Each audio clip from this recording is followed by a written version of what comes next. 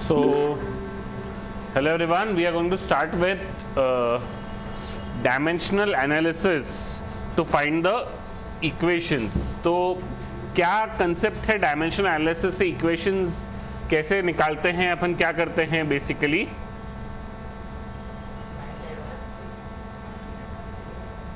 नीचे नीचे नीचे तो बेसिकली क्या है, एक रिलेशन निकालना है। कैसे निकालना है रिलेशन? मतलब क्या है, हम लोगों को दिया है कि बेसिकली हमने एक पेंडुलम का टाइम पीरियड निकाला। हमको दिया है कि ये जो पेंडुलम का टाइम पीरियड है वो mass of the pendulum, length of the pendulum और एक्सेलरेशन ड्यू टू ग्रेविटी, इस पर डिपेंड कर रहा है। अब हमको बोला है कि ये इन क्वांटिटीज पे किस तरीके से डिपेंड कर रहा है ये बताओ, तो ये हमको निकालना है। So how will we do that? How will we find that time period is dependent on mass, length and acceleration due to gravity in what terms? किस तरीके से? मास के डायरेक्टली प्रोपोर्शनल है टाइम पीरियड, मास के स्क्वायर के है, मास के cube के है, कि लेंथ के स्क्वायर के है, हर एक यानी ये 3 टर्म्स रहेंगे, अप टू 3 टर्म्स। तो उससे किस तरीके से रिलेट कर रहा है ये फॉर्मूला निकालना हम इससे कर सकते हैं। ठीक है, तो 3 टर्म्स टाइम पीरियड जैसे 3 टर्म्स पे डिपेंड कर रहा है, तो हमने एक्सपेरिमेंटली पता किया कि भाई ये इन 3 टर्म्स पे डिपेंड करता है। अब ये इन 3 टर्म्स पे किस तरीके से डिपेंड करता है, किसी के रूट का टर्म आता है, किसी का 1/रूट का टर्म आता है, क्या आता है वो हमें पता करना है। तो वो हम डायमेंशनल एनालिसिस से भी पता कर सकते हैं। कैसे पता कर सकते हैं डायमेंशनल एनालिसिस से? तो हम लोग बोलते हैं कि भाई मान लो टाइम पीरियड जो है वो हो गया मास की पावर a, कोई भी एक पावर a मान लिया m की, लेंथ की पावर b और एक्सेलरेशन ड्यू टू ग्रेविटी की पावर c। अपन ने क्या किया, 3 पावर्स मान ली a, b एंड c। अब ये जो टाइम है इसका डायमेंशन क्या है, t की पावर 1 इज इक्वल्स टू यहां पे क्या है, m की पावर a इंटू L की power B into acceleration due to gravity is L1 t-2 इसकी पावर C। जब हम इसको सॉल्व करेंगे तो क्या हो जाएगा, T1 is equals to M की पावर A, L की पावर B, इसकी पावर C कर रहे हैं, सो L की पावर C इंटू T की पावर -2C। ठीक है, अब ये किया हम लोगों ने, फिर क्या हो जाएगा, t raise to power 1 is equals to m raise to power a, l raise to power b plus c, t raise to power -2c। यहां तक किसी को डाउट है क्या मैथमेटिकली क्या किया मैंने? उसमें मैंने क्या किया, इसमें जो टर्म्स थे सेम डिनोमिनेटर वाले, सेम बेस वाले, उनके पावर्स को क्या कर दिया, ऐड कर दिया। ठीक है, कोई पावर नहीं था वो वैसे ही लिखा, और कोई टर्म नहीं था, m का टर्म वैसे ही लिखा। अब यहाँ पे m l t तीनों टर्म्स है, तो यहाँ पे भी लिख दिया मैंने m की पावर 0, l की पावर 0। अब ये इक्वेशन आने के बाद हम लोग क्या करते हैं, हम कंपेयर करते हैं। हम बोलते हैं कि ठीक है, यहाँ पे m की पावर क्या है 0, यहाँ पे m की पावर क्या है a, तो 0 क्या हो गया a के बराबर। क्योंकि दोनों क्वांटिटीज का डायमेंशन सेम है, तो जितनी इधर उसकी पावर है उतनी ही पावर उधर भी होनी चाहिए। तो यहाँ m की पावर a है, तो इसके m की पावर इधर की और m की पावर इधर की हमने क्या किया, कंपेयर किया, तो a क्या आ गया, 0 आ गया। फिर l की पावर क्या है यहाँ पे 0, यहाँ पे क्या है b प्लस c, तो हमको एक और इक्वेशन मिल गई, b प्लस सी इज 0। अब यहाँ कितने वेरिएबल है, कितने अननोन है, 3। कौन से a, b एंड c। तो हमको ए बी सी तीनों वेरिएबल्स निकालने हैं। कितनी इक्वेशंस हुई, 2। कितनी इक्वेशन चाहिए, 3। तो तीसरी इक्वेशन क्या रहेगा, 1 इक्वल्स टू -2c, तो c इज इक्वल्स टू -1/2। अब c की वैल्यू इधर -1/2 डाली, तो b प्लस -1/2 इज 0, तो b is equals to 1/2।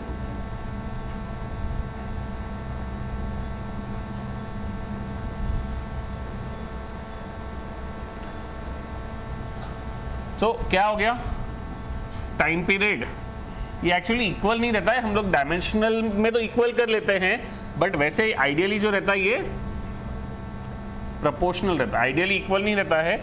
Dimensions वाले टर्म में इक्वल हो जाएगा, बट हमको नहीं पता उसके पहले कोई कांस्टेंट है कि नहीं है, तो इसके लिए वहां पे वो प्रोपोर्शनल रहता है। तो t is proportional to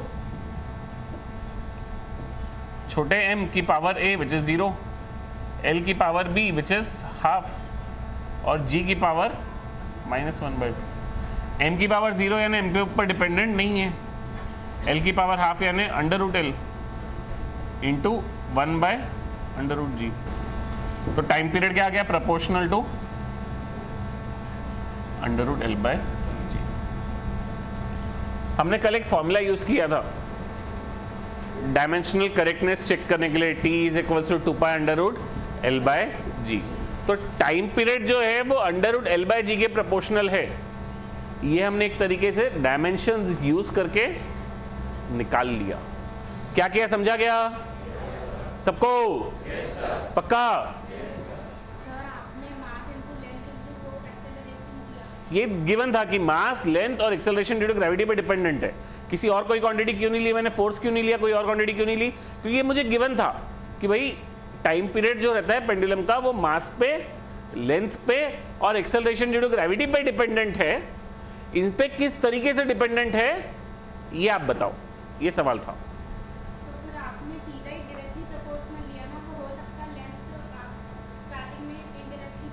inversely proportional तो इसके लिए निगेटिव आ जाएगा। जैसे g के साथ इनवर्सली प्रोपोर्शनल था तो उसकी पावर क्या आ गई? निगेटिव आ गई। किसी नंबर की पावर निगेटिव आ गई मतलब क्या हो गया? वो डिनोमिनेटर में चला जाएगा, मतलब वो उसके इनवर्सली प्रोपोर्शनल हो गया। तो ऐसा नहीं है ना, हमने इसकी पावर ये थोड़ी बोला कि ABC पॉजिटिव है, निगेटिव हो गया तो वो उसके इनवर्सली प्रोपोर्शनल आ गया, डिनोमिनेटर में आ गया। इनवर्सली प्रोपोर्शनल का मतलब ही क्या है कि वो डिनोमिनेटर में रहेगा। तो अगर c की वैल्यू -1 आ गई तो वो अपॉन g आ जाएगा, तो उस केस में वो इनवर्सली प्रोपोर्शनल हो गया। तो हमने इसके लिए उसके साथ एक पावर ली है, तो वो किस तरीके से उसके साथ वेरी करता है वो पता चल जाएगा उसमें। और कुछ कंफ्यूजन किसी को इसमें? पूरे क्वेश्चन में कैसे हुआ? इसमें कोई और डाउट? सर आपने ABC क्यों लिया? मुझे ये नहीं समझ रहा। क्योंकि हमको ये पता था कि टाइम जो है मास पे, लेंथ पे, एक्सेलरेशन ड्यू टू ग्रेविटी, इन तीन चीजों पे डिपेंड करता है। बट इन तीन चीजों पे किस तरीके से डिपेंड करता है, उसका क्या फॉर्मूला है, हमें ये पता नहीं था। तो हमको नहीं पता था कि मास पे वो मास के स्क्वायर आता है उसके फॉर्मूले में, कि मास का क्यूब आता है, कि मास की रूट मास आता है, कि क्या आता है वो नहीं पता था। तो हमने बोल दिया कि चलो मास की पावर a आता है, हम मान लेते हैं। लेंथ की क्या पावर आती है हमको नहीं पता था, तो हमने मान लिया कि भाई लेंथ की पावर b आती है। एक्सेलरेशन ड्यू टू ग्रेविटी की हमने मान लिया पावर c आती है। जब हमने कैलकुलेट किया ABC पता चला, तो हमको पता चला कि a की पावर 0 है, यानी ये मास पे तो डिपेंड कर ही नहीं रहा। m की पावर 0 मतलब क्या हो गया? 1 हो गया वो टर्म, यानी वो मास पे डिपेंड कर ही नहीं रहा। l की पावर b हाफ आ गया, मतलब l की पावर हाफ आ गई, मतलब क्या हो गया? वो जो है वो √l से प्रोपोर्शनल है। अगर आप l को 4 टाइम्स करोगे तो टाइम पीरियड √4 टाइम्स यानी कि 2 टाइम्स बढ़ेगा। समझ रहे क्या? Yes sir.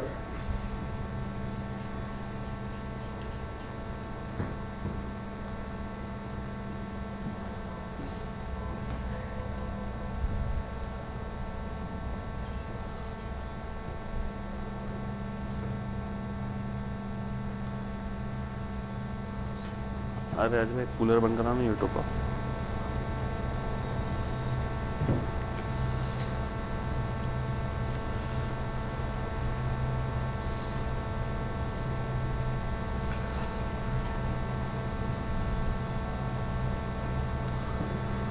अब हमको एक क्वेश्चन में दिया है सेंट्रीपिटल फोर्स। एक स्पेशल टाइप ऑफ फोर्स है सेंट्रीपिटल फोर्स। क्या होता है ये हम लोग पढ़ेंगे आगे। Depends on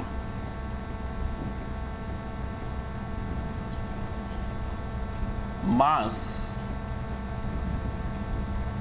velocity and radius. तो centripetal force depends on mass, velocity and radius.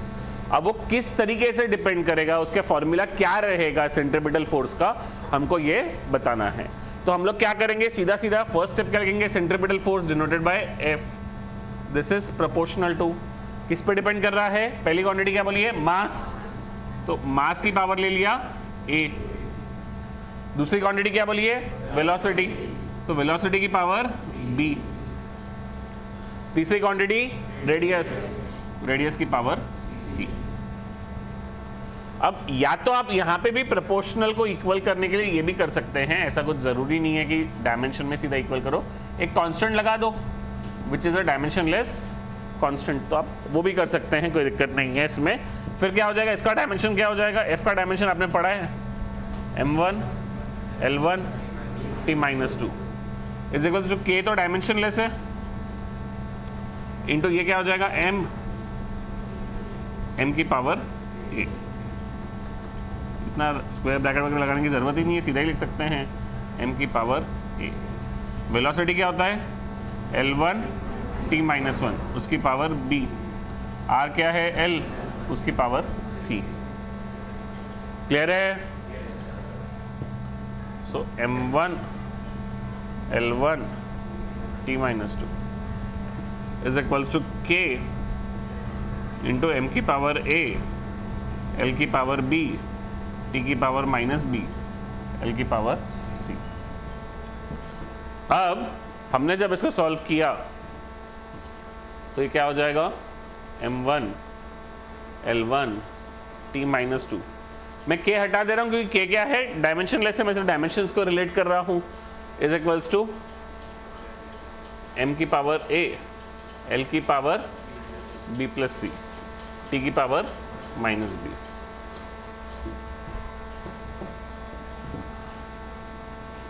अब कंपेयर करेंगे तो क्या हो जाएगा? a is equals to 1, b plus c is equals to 1 और -2 इज इक्वल्स टू -b, तो b इज इक्वल्स टू क्या हो गया? 2। तो b प्लस c इज 1, तो 2 प्लस c इज 1, तो c इज 1 minus 2, तो c इज -1। तो इसका मतलब फॉर्मूला क्या हो गया?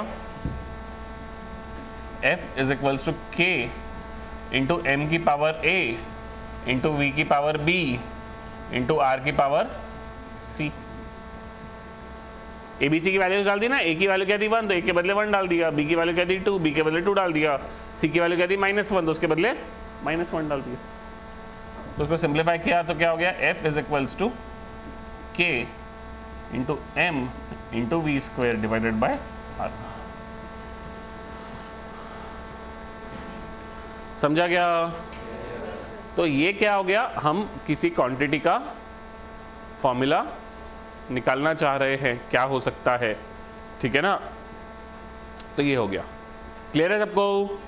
इसमें कोई डाउट ये वाले पार्ट में? पक्का? अरे बोलो, आवाज कहाँ चली गई? कुछ डाउट है तो पूछो।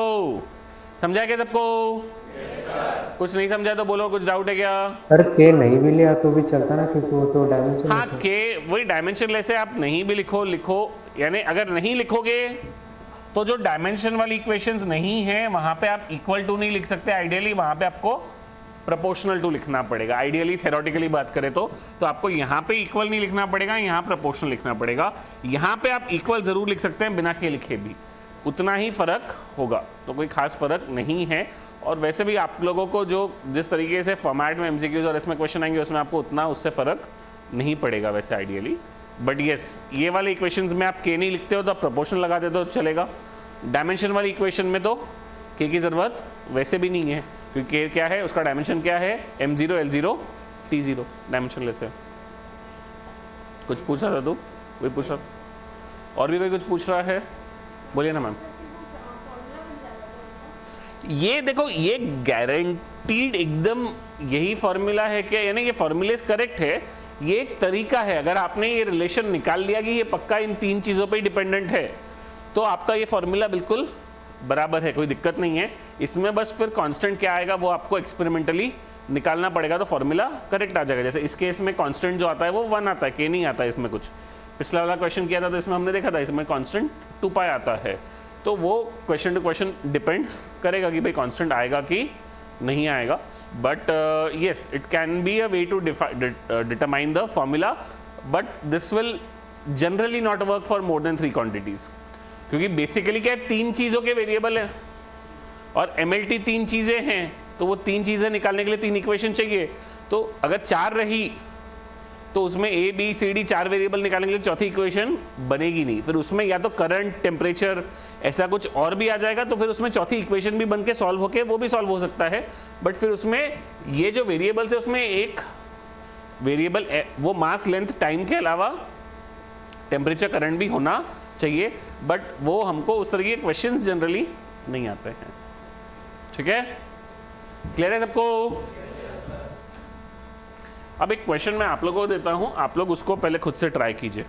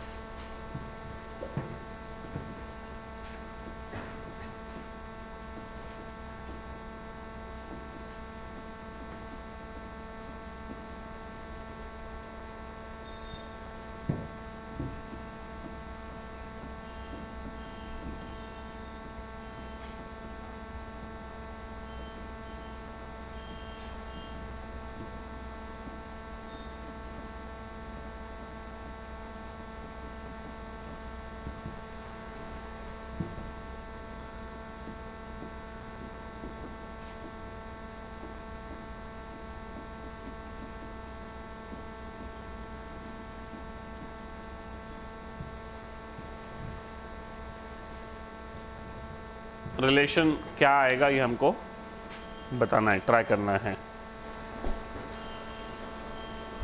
इसमें कोई क्वांटिटी का डायमेंशन आपको नहीं पता होगा तो आप मेरे को पूछ सकते हैं। Density mass upon volume m नहीं क्या, हाँ मास अपन वॉल्यूम m1 L-3 होगा ये।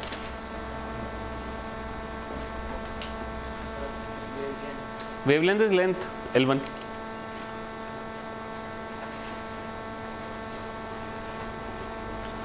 ट्राई करो क्वेश्चन, पक्के से सही हो गलत हो that is not important, but try जरूर करना।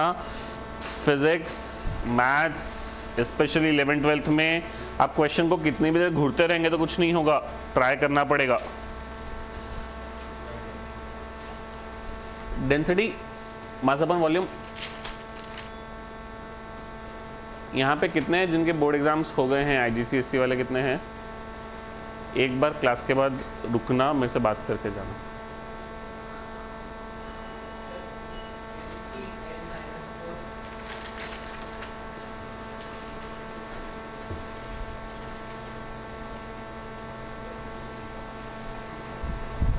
नहीं, कुछ तो भी कंफ्यूजन हो रहा है शायद, क्या निकालना है उसमें और इसमें।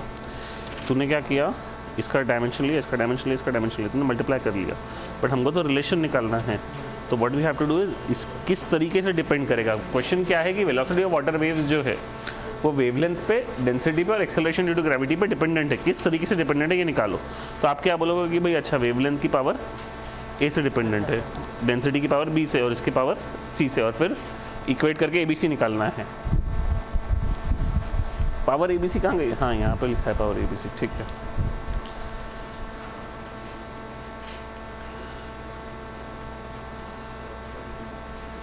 Density m1 L-3.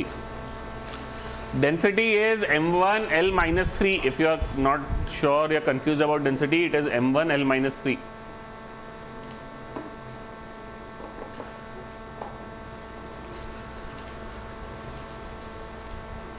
बड़े कुछ तो भी ये हाफ उधर जाएगा तो क्या, ये घोटाले करेगी ना तो बहुत पिटाई करूंगा तेरी में। क्या ढूंढ रही है बोलना बेटा? Gravity L1T-2। Velocity of water wave velocity L1T-1। आगे कह रहे क्या आया?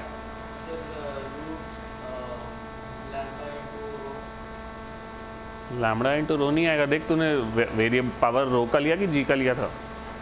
क्या कौन सी पावर तेरी हाफ आई? अंडर रूट के अंदर पूरा L1।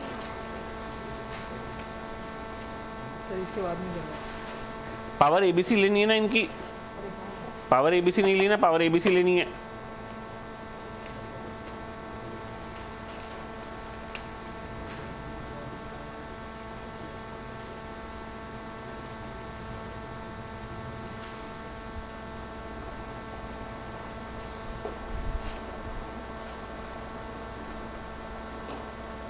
बराबर है, यहाँ तक कर कर कर गुड।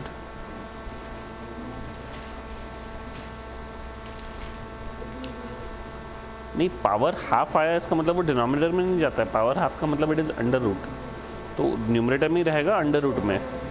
बाकी करा दोनों ऊपर रहेंगे, टर्म्स नीचे नहीं रहेंगे। बराबर है।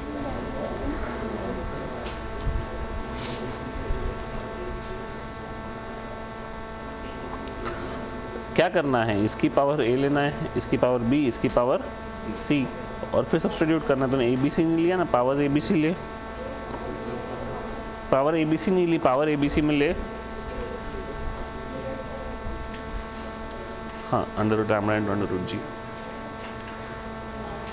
नहीं, ये तेरा ये जो लैम्बडा का कोएफिशिएंट है गड़बड़ आया। ये माइनस हाफ नहीं प्लस हाफ आना चाहिए। ये उसने भी वही गलती की थी। क्या नाम है तेरा? आराध्य। आराध्य के आगे? आराध्य शिरभाते जी।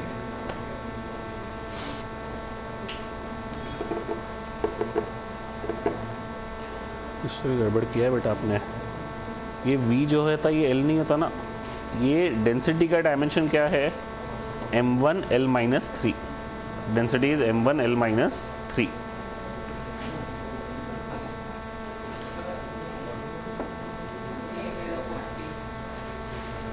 क्या बोला? सॉरी।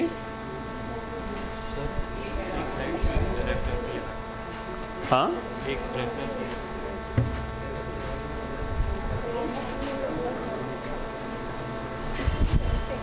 एक क्षण आ रहा हूँ बेटा। नहीं, तो कुछ तो भी अपन समझने में कंफ्यूज हो रहे हैं। एक सेकंड। L1t-1 बराबर है, फिर L की पावर है m की, ये भी इक्वेशन 3 बराबर है। फिर तूने उसको सिंप्लीफाई किया तो L की power a minus 3b plus c हो गया, m की पावर b हो गया, ये भी बराबर है, t की पावर माइनस 2c हो गया, ये भी बराबर है। जब तूने कंपेयर किया तो b 0 आ गया, ये भी क्लियर है, कोई दिक्कत नहीं है। फिर -1 इज इक्वल्स टू -2c किया तो c हाफ आ गया, ये भी बराबर है। अब a कितना है? a प्लस हाफ आ गया, तेरा ये भी बराबर है। तूने ये क्या किया फिर इसके लिए? ये तेरा abc आ गया, ये बराबर है। अब तेरा abc की वैल्यू से वो क्या करनी है? तूने क्या माना था? ओरिजिन इसमें नहीं, इसमें डालेगा तो ये तो मैच करेगी ना। इसमें डालेगा तो क्या होगा? ये तो ऑलरेडी तूने इसको इसके इक्वल करके ही तो तूने abc की वैल्यूज निकाली थी। इसको वापस इस इक्वेशन में सब्स्टिट्यूट करने से कुछ भी नहीं मिलने वाला। उसमें तो सब कुछ, सब सारी टर्म्स कटने वाली है। तूने ओरिजिनली फॉर्मूला क्या माना था? तूने ओरिजिनली फॉर्मूला माना था कि velocity is proportional to lambda की पावर a, डेंसिटी की पावर b, और एक्सेलरेशन ड्यू टू ग्रेविटी की पावर c। अब तूने क्या किया? निकाल लिया। लैम्बडा की वैल्यू क्या निकाल ली तूने? a की वैल्यू क्या निकाल ली? हाफ, रो की वैल्यू, b की value 0, acceleration due to gravity की पावर। तो ये रिलेशन हो गया, ये निकालना। डायमेंशन L1t-1 वेलोसिटी, वेलोसिटी की डायमेंशन L1t-1। अबे तूने भी वही घोटाले किए क्या? ये वाली इक्वेशन कहीं तो भी गड़बड़ है बेटा। c 1/2 आ गया, ये बराबर है, b 0 आ गया, ये भी बराबर है। ये a-3b जो है कुछ तो भी गड़बड़ है इसमें। अब वो एक बार देख कहाँ पे क्या गड़बड़ है। मेरे को तेरे इतने इसमें समझ में नहीं आ रहा है, कहीं पे तो भी गड़बड़ कि इसमें ये माइनस हाफ नहीं आता, ये प्लस हाफ आता।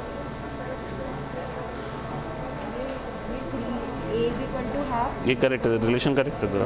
हो गया क्या? हाँ, हो गया। क्या हुआ? b इक्वल्स टू 1 नहीं आएगा, कुछ तो भी रिलेट करने में गड़बड़ किया है।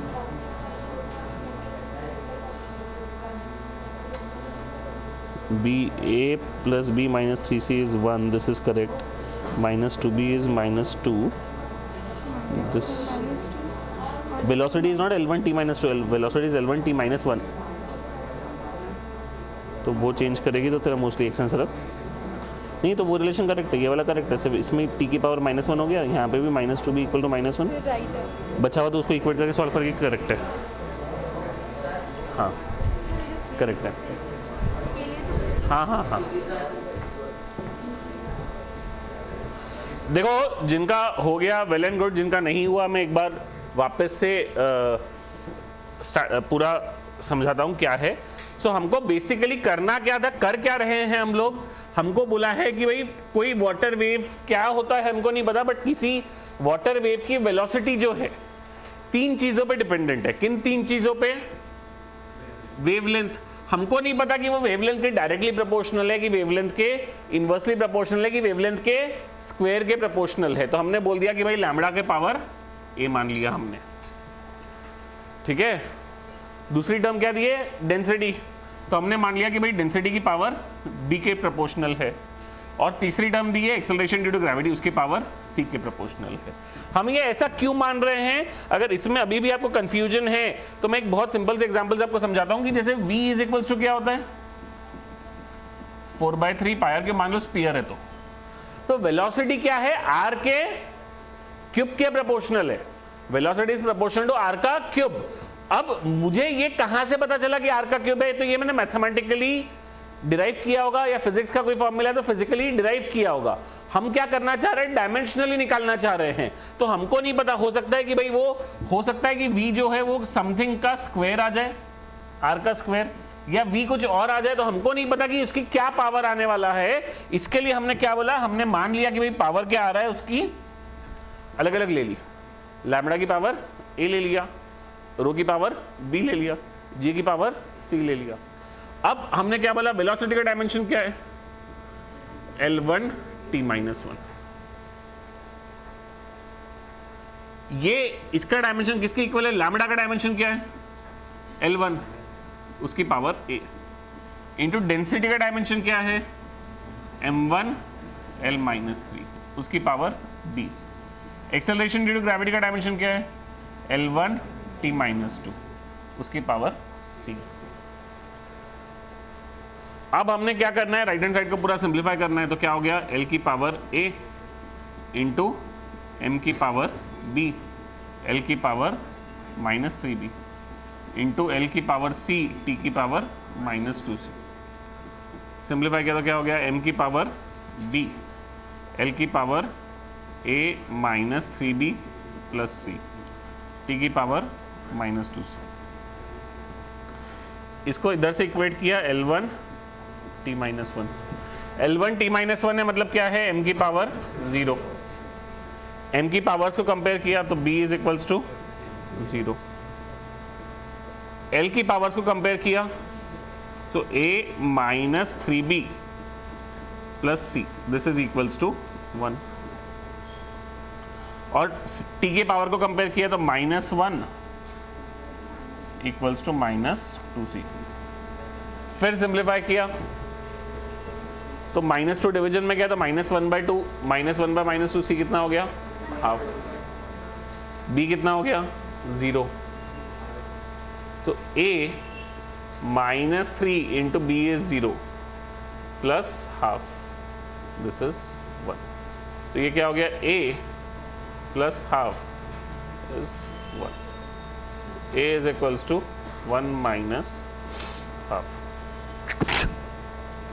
सॉरी, तो a की वैल्यू क्या आ गई? हाफ। तो अब a की value half, a b c तीनों की वैल्यूज आ गई। हमको करना क्या था?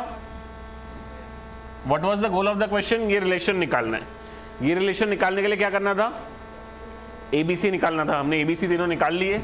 तो हम बोल देंगे velocity is proportional to lambda की power a is half, rho की पावर b विच इज 0, और g की power c again which is half.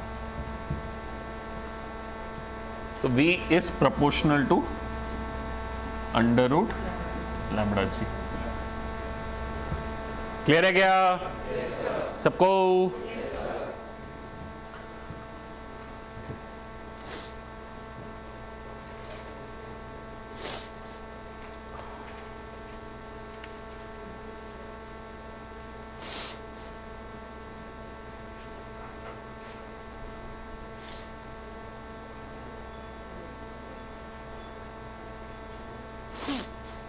लिखो next question.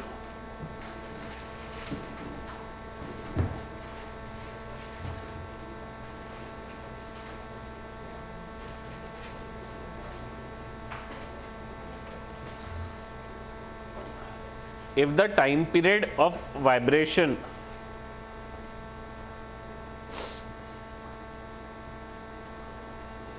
of a liquid drop, if the time period of vibration of a liquid drop depends on surface tension, depends on surface tension, radius of the drop and density of the liquid.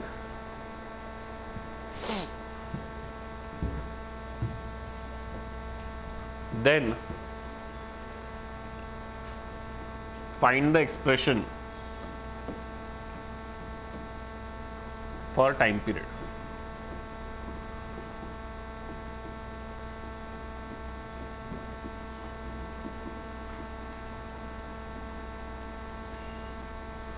Surface tension क्या हो जाएगा? Surface tension का dimension हो जाएगा m1 t minus 2।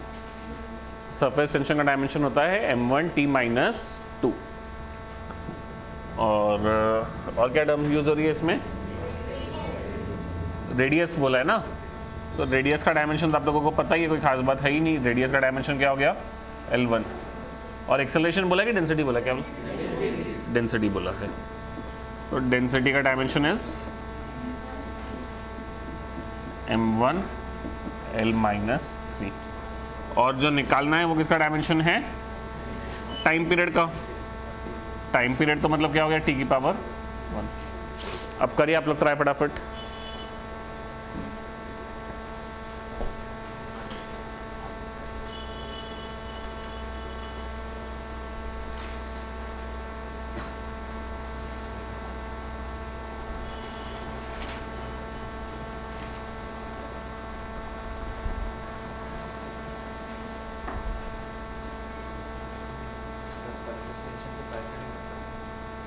Surface tension S,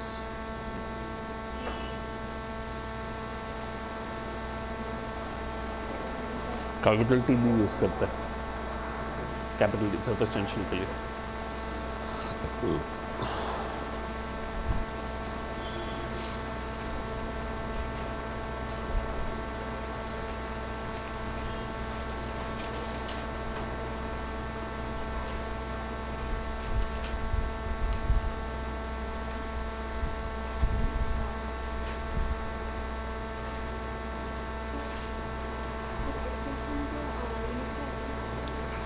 unit क्या हो जाएगा? m1 t minus 2, m1 यानी kg हो गया। सरफेस टेंशन को डिनोट कैपिटल T से। वैसे S किया हुआ है इस क्वेश्चन में, बट बाकी आप कैपिटल T से करते हो। कैपिटल T के मतलब कोई और वेरिएबल यूज़ कर लेना यहाँ पे, नहीं तो कन्फ्यूजन बहुत बढ़ जाएगा अननेसेसरली।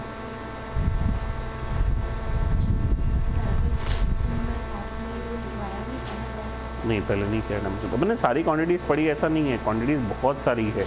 अपने जितने पढ़ी है अपने अभी भी नहीं पढ़ी है, तो वो तो जब हम पढ़ेंगे उनको तब उनका डायमेंशन हम निकालना सीख लेंगे। अपन ने तो थोड़े बहुत कुछ एग्जांपल्स प्रैक्टिस किए थे डायमेंशन निकालने के। अपन ने 30-40 की थी क्वांटिटी, और 30-40 क्वांटिटीज़ है जो अपने सिलेबस में कहीं ना कहीं आएगी। सरफेस एनर्जी आएगी, linear mass density, surface mass density, surface charge density. हाँ, तो फिर वहाँ पे लेफ्ट में टी ये नहीं है तो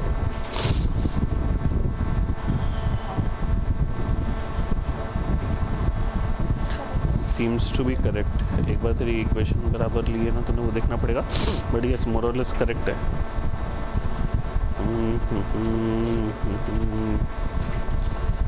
सी इज 1 आ गया तो सीधा वो टी इज नहीं यार, कुछ तो गड़बड़ लग रही है मुझे।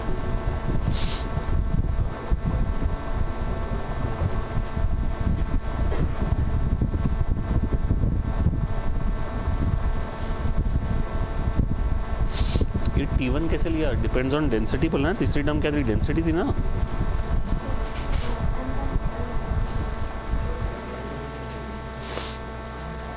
रिलेशन नहीं पता है, अप्रोच चेक करना पड़ेगा अपने को। इसमें सरफेस टेंशन ये हो जाएगा बराबर है, ये एल बी हो जाएगा। ठीक है, ये भी ठीक है, बी माइनस सी सी ये भी ठीक है, ए प्लस सी ज़ीरो ये भी ठीक है, b minus three c will be zero ये भी ठीक है, और ये minus two a is equals to 1। Minus two a है ना टी की पावर, तो माइनस टू ए जो है वो 1 है, तो ए जो आएगा वो 1/2 है। अच्छा ये यहाँ पे किया है, मतलब ये वाला है। तो माइनस टू ए इज़ 1, तो ए इज इक्वल्स टू माइनस 1/2 आ गया। इसमें डाला तो सी 1/2 आ गया बराबर है, ये 3/2 आ गया, करेक्ट है।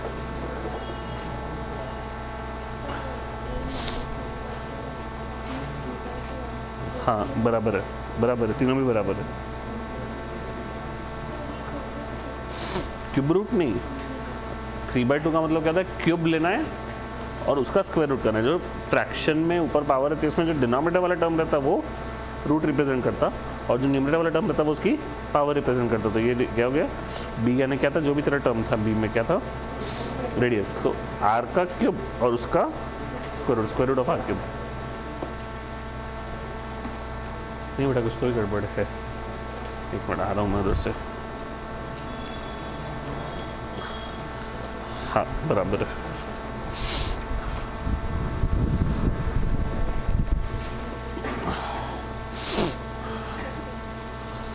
ये -3c ये ऐड नहीं किया ना बेटा तूने, एल की पावर क्या था, -2a -3c था, तो तूने यहाँ पे -3c को 1 कैसे ले लिया, और 1 कैसे आया, 1 तो क्या टी है ना, टी की पावर क्या है यहाँ पे, टी का टर्म कहाँ पे है, तेरा टी का टर्म ही गायब हो गया, तेरा टी का भी तो टर्म होना चाहिए ना इसमें। ये तूने डायमेंशन ही गलत लिखे हैं इसके। नहीं सर, सरफेस टेंशन में m1 t -2 है ना, m1 तूने l -2 लिख दिया।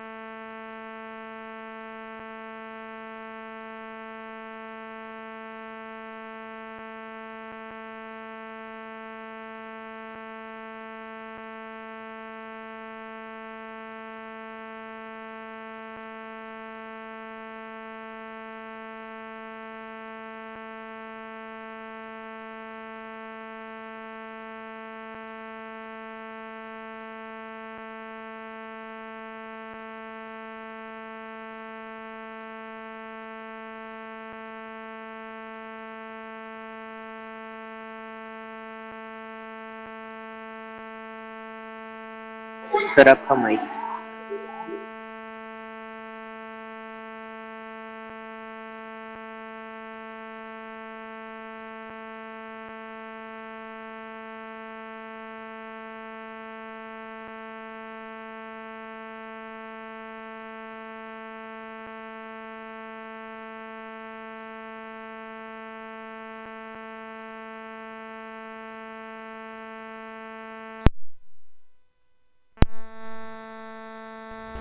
आ रही है आवाज?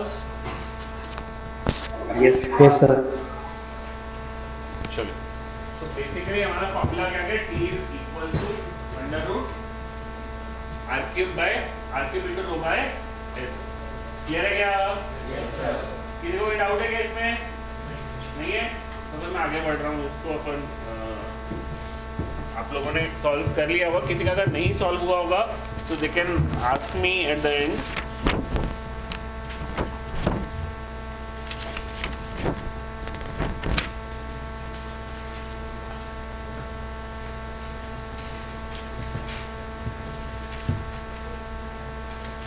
अब जो नेक्स्ट यूज करते हैं हम डायमेंशनल एनालिसिस का, एक यूज तो क्या कर लिया हम लोगों ने, इक्वेशन करेक्ट है कि नहीं चेक करने के लिए।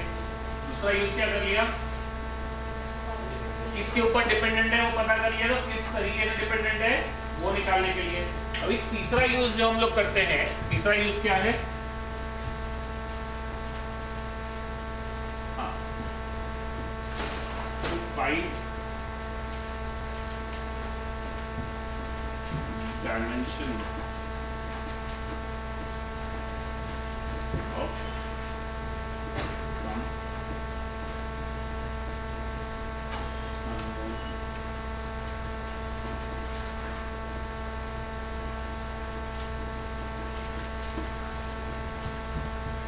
जैसे कोई जनरल रिलेशन लिख लिया हम लोगों ने, ठीक है? क्या रिलेशन लिखा हम लोगों ने?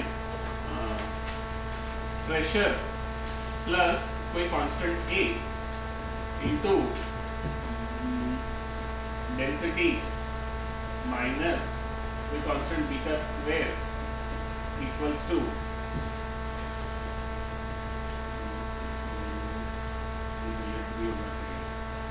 Equal to some other constant C या सी का। अब बोला है find the dimensions of A B and C. तो कैसे करेंगे?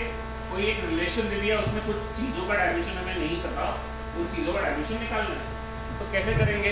तो इसमें क्या होता है, थोड़ा सा इक्वेशन को एनालाइज करो स्टेप बाय स्टेप। क्या एनालिसिस होगा? मेरा पहला एनालिसिस क्या होगा? मेरा पहला कंक्लूजन होगा कि इन दोनों चीजों का डायमेंशन क्या होना चाहिए? तो मुझे ए का डायमेंशन निकालना है, उसका डायमेंशन निकाला तो कैसे लिखता है? Dimension of P this should be equal to the dimension of P, तभी तो दोनों ऐड होगी। अब पी क्या है? प्रेशर है, मान लो दिया हुआ है कि पी प्रेशर है और ये रो क्या है? डेंसिटी है। तो सीधा डायमेंशन ऑफ ए क्या हो जाएगा? प्रेशर का डायमेंशन। वो अभी आपको याद नहीं रहेगा, आप लोग निकाल सकते हैं या बुक में लिखा है उसमें देख सकते हैं कि प्रेशर का डायमेंशन ये आता है m1 l-1 t-। तो इससे क्या हो गया? हमको ए का डायमेंशन मिल गया। क्लियर है? Yes sir. सबको यस सर। अब इतना ही नहीं करना था, हमको क्या करना था साथ में? बी का भी डायमेंशन निकालना था। तो हमने क्या बोला? रो का डायमेंशन किसके बराबर है? बी के डायमेंशन के बराबर नहीं, रो का डायमेंशन किसके बराबर है? बी स्क्वायर के। तो हमने बोला कि भाई बी का डायमेंशन जो भी रहेगा उसका स्क्वायर मारेंगे तो वो रो का डायमेंशन। रो का डायमेंशन क्या होता है? m1 l minus B. Again कहां से डेंसिटी का है याद नहीं है आपको, कोई दिक्कत नहीं है, आप अभी बुक को पीछे रेफर करके देख सकते हैं, फॉर्मूले से निकाल सकते हैं। तो इसका स्क्वायर रूट करेंगे तो डायमेंशन ऑफ बी क्या हो जाएगा? उसको हम लिखेंगे ऐसे square root of m1 l minus 3, but कभी भी ऐसे रिप्रेजेंट नहीं करते। रिप्रेजेंट करने में सीधा m की पावर l की पावर p की पावर में करते हैं। तो इसका स्क्वायर रूट है, मतलब क्या हो गया? m की पावर हाफ l की पावर -3। ये क्या हो गया हमारा? Dimension of b। क्लियर है क्या? Yes sir. सबको यस सर। तो इसी का डायमेंशन क्या होगा?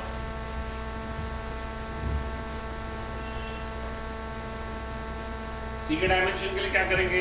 तो ये जो पूरी क्वांटिटी है इसका डायमेंशन किसके बराबर होगा? प्रेशर के बराबर। क्वांटिटीज को ऐड कर रहे हैं तो आंसर का भी डायमेंशन क्या होता है? सेम ओरिजिनल क्वांटिटी का डायमेंशन। इसका डायमेंशन क्या है? प्रेशर। तो इनके एडिशन का भी डायमेंशन क्या होगा? प्रेशर। इनके एडिशन का, इनके सब्ट्रैक्शन का डायमेंशन डेंसिटी। तो मैं क्या लिख सकता हूं? Dimension of C equals to dimension of pressure into dimension of density। किसी को डाउट है कि ये कहां से आया? कोई कंफ्यूजन है किसी को? कुछ नहीं समझा तो पूछो, कहां से कोई चीज आई? प्रेशर का डायमेंशन क्या होता है? m1 l-1 t-2। Density is m1 l-3। Multiply किया तो m1 इन l1 क्या हो गया? m2 l minus 4 minus 1 minus 2 और t minus।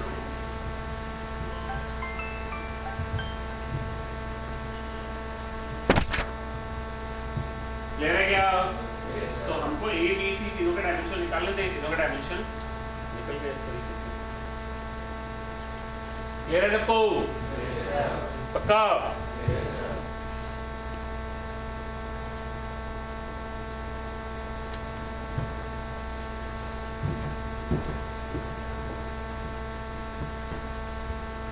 अब जैसे एक रिलेशन और है, alpha is equals to F by B square into sine beta T.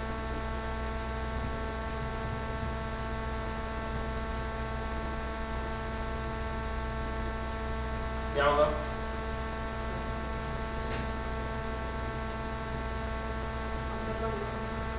किसके डायमेंशन निकालने? अल्फा और बीटा के। अल्फा और बीटा के निकालने। पता है किसके? एफ क्या है? फोर्स। वी क्या है? वेलोसिटी। टी क्या है? टाइम।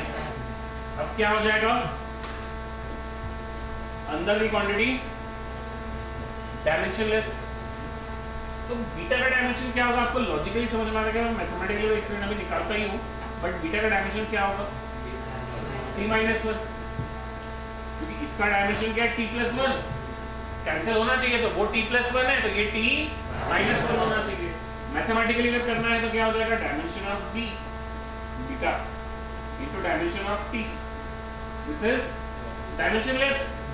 डायमेंशनलेस मतलब क्या होता है? m0 l0 t0। तो dimension of beta into t की power 1 is m0 l0 t0। तो dimension of beta is m0 l0 t0 by t। तो डायमेंशन ऑफ बीटा क्या हो जाएगा? m0 l0 क्लियर है क्या? सबको? बहुत ही बढ़िया। तो ये बीटा का डायमेंशन हो गया।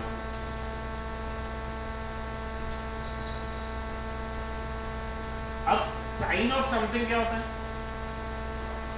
डायमेंशनलेस। कांस्टेंट वेरिएबल तो ठीक है, डायमेंशनलेस। जैसे साइन के अंदर की क्वांटिटी डायमेंशनलेस है, वैसे साइन ऑफ ये पूरी क्वांटिटी भी क्या है? डायमेंशनलेस। इसका तो कोई डायमेंशन है ही नहीं। तो अगर मैं पूरी इक्वेशन को डायमेंशनल फॉर्मूला में लिखूं तो मैं ऐसा लिख सकता हूं क्या? Dimension of alpha is equals to dimension of F upon dimension of beta. Clear है क्या? फोर्स का dimension m1 l1 t-2 upon v का डायमेंशन l1 t-1 का।